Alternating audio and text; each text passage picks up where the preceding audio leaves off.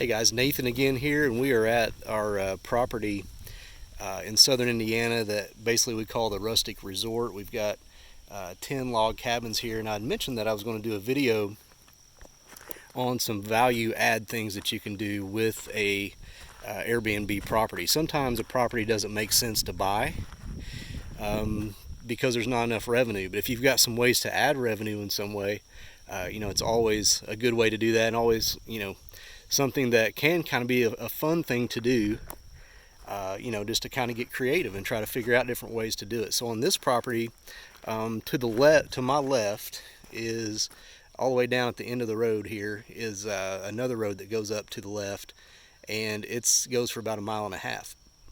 And we've got all of our cabins back in there, but we had this whole open area in this spot, and I was trying to figure out what we could do with it. And we're pretty close to a lake area here. There's a big lake not too far away, and campgrounds are always full in the summer. So I thought, you know what, let's do a campground in here, just a real basic small one. We're going to do 7 sites that we've got working right now. So we've got the base down for that, and we're working on getting the electric hooked up today. So if you look down there, you can see the guys working on our electric hookups. So they're down that way. And we don't get a lot of traffic back in here. This is basically just kind of a private, it's not a private road, but it's back in a private area. There's a couple houses across the road here that are mainly weekend homes for people. And but like I say, we're working on the electric today.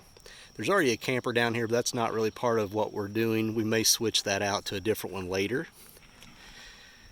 But now this gives us the option to rent by the space, which would probably, since we just have electric and water hookup, we don't have a dump station here at the moment because it's so small.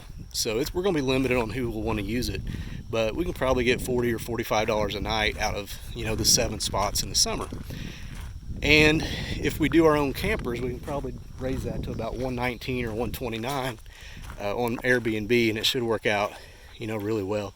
So if you kind of look down, you can see the spaces down on the left. We've got another bit of gravel to put on. You can see the post down here where we're going to hook the electric to. So we've got our plug-ins, and then we're going to have a water station down on the very end too. So we put in a water meter for that. One thing that we plan to do up here on the right, where it kind of flattens out a little more, is to actually put a pond up here. So we're going to have a small pond, just for people to kind of sit by and just give a little more, place for somebody to relax. Put a few chairs around there, maybe a couple of swings up in that area, and that type thing. And then what I was going to show you here is on the camper sites, they're actually going to back up to the creek that's down here, and it's not running real hard today, as I mentioned, but whenever it rains and get a little bit of rain, then you get the creek coming through, and we're going to weed eat all this out and keep it cleaned out so people can kind of see the creek and listen to it in the evenings and that type of thing.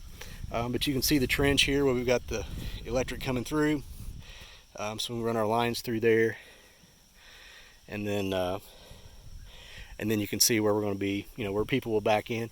On this side, we're getting ready to have everything probably weed-eated and brush hogged today. So then people will be able to put their mats out to the right and that type thing. We're running a little bit behind schedule on this one, but we're getting to the finish line now. So I think it'll be a pretty cool addition to the property.